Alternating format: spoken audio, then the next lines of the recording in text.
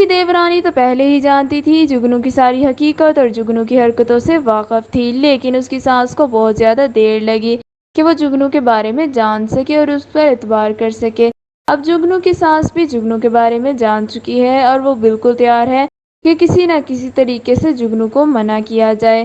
اب جگنو کی ساس اور دیورانی بیٹھی ہیں ایک کمرے میں اور وہ جگنو کے بارے میں بات کر رہی ہیں اور جگنو کے بارے میں بہت ہی زیادہ پریشان ہے اور وہ جگنو کے رویے سے تنگ آ چکی ہیں۔ جگنو کی ساس اور اس کی دیورانی کسی بھی طور پر یہ برداشت نہیں کرنا چاہتی، وہ یہ سب باتیں کر رہی ہوتی ہیں کہ جگنو دروازے کے پیچھے کھڑی ہو کر ان کی ساری باتیں سن لیتی ہے۔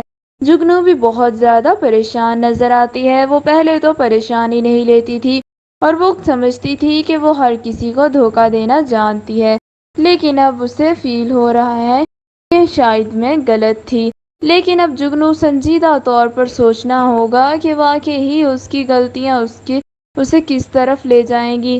دوسری طرف حمزہ اور خرم کا آمنا سامنا ہو جاتا ہے کیونکہ خرم نے پہلے ہی سن لیا ہے کہ جگنو حمزہ کے ساتھ کچھ ٹھیک نہیں، لیکن حمزہ جگنو کو اپنی بہن بتاتا ہے اور خرم سمجھتا ہے کہ وہ اسے بہن کہتا ہے لیکن بہن سمجھتا نہیں۔ دونوں کا بازار میں جب آمنا سامنا ہوتا ہے تو دونوں ایک دوسرے سے سخت لہجے میں بات کرتے ہیں۔ خرم کہتا ہے کہ تم اپنی حرکتوں سے باز آ جاؤ اور جگنو کو تو میں خود ہی ٹھیک کر لوں گا۔ اس بات پر حمزہ جواب دیتا ہے کہ جگنو تمہاری بیوی ہونے سے پہلے میری بہن تھی اور اگر تم نے اسے کچھ کہا تو میرے سے برا کوئی نہیں ہوگا۔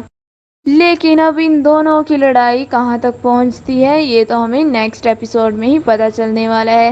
اور اگر آپ کو ہماری یہ ویڈیو پسند آئی ہو تو ہمارے چینل کو لائک، سبسکرائب اینڈ شیئر کریں اور بیل آئیکن کو بھی ضرور پریس کر دیں تاکہ آنے والی ہر ویڈیو آپ تک پہنچ سکے۔